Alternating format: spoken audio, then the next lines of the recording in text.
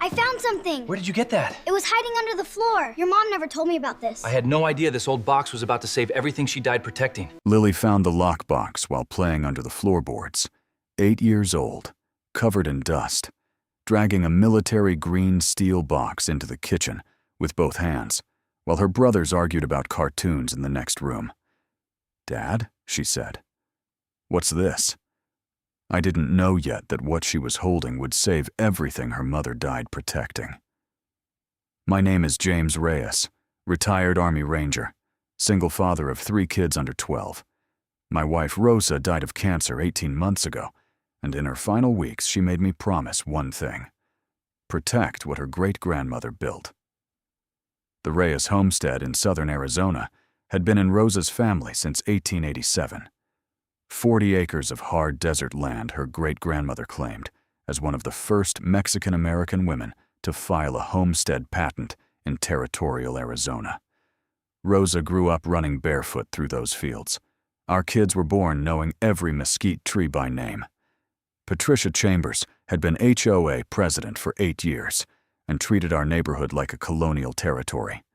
White Cadillac, pearls at every meeting. Her husband owned the largest real estate development company in the county.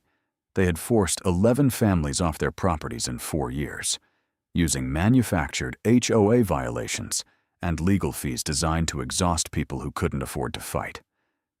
3 weeks after Rosa's funeral, Patricia arrived with a violation notice citing our adobe walls as non-compliant architectural elements.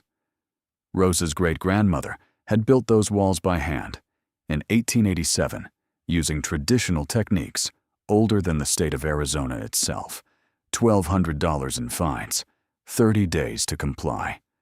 I was still sleeping in 4-hour increments, trying to hold 3 grieving children together. Patricia timed her attack perfectly. The lockbox Lily dragged into the kitchen contained Rosa's family documents: homestead patents, water rights filings, survey maps going back to territorial days. Lily sat beside me while I read them all, asking questions about why the paper smelled funny and what the cursive writing said. The 1887 water rights filing stopped everything. Rosa's great-grandmother hadn't just claimed surface land rights. She filed for water rights to the underground spring system running beneath the entire valley. Rights predating Arizona statehood. Rights that had never been legally superseded or transferred.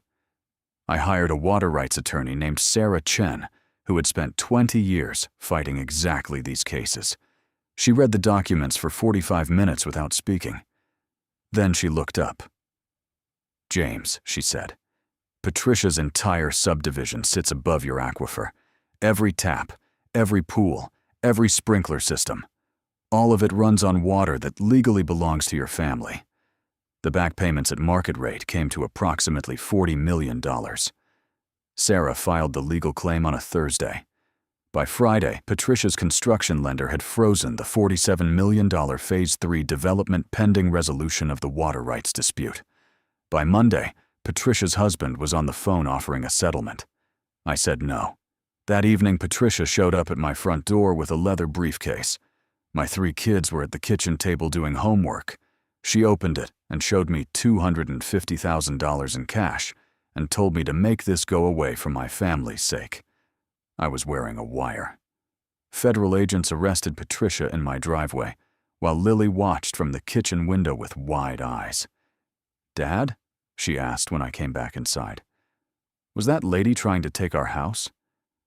I sat down at the table between my 3 kids and told them their mother had protected this land for them before they were born, and now it was going to be okay.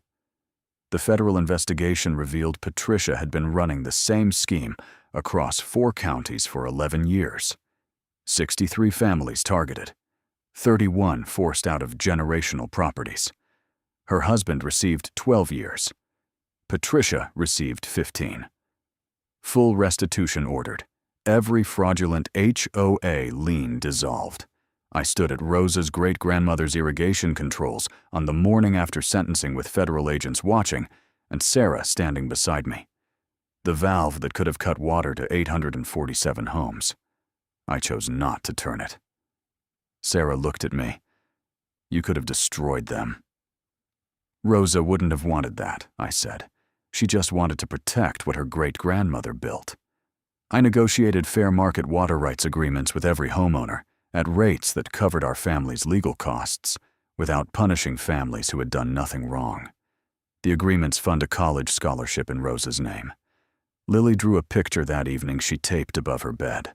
Our family standing in front of the homestead with mesquite trees and a big blue sky. And up in the corner of the sky, watching over all of us, a small, smiling figure with Rosa's long, dark hair. I looked at that drawing for a long time before I turned off her light.